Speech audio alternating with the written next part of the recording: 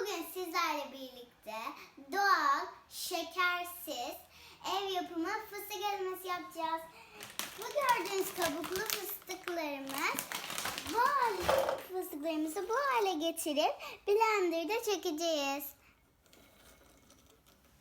Ve bal katacağız. Az sonra görüşürüz. Az sonra görüşürüz.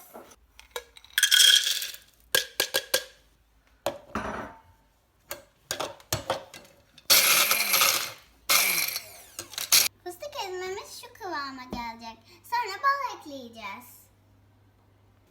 Arkadaşlar fıstık ezmemiz hazır. %100 doğal, ev yapımı, şekersiz, organik fıstık ezmesi. Pazar kahvaltılarda afiyetle yemek için.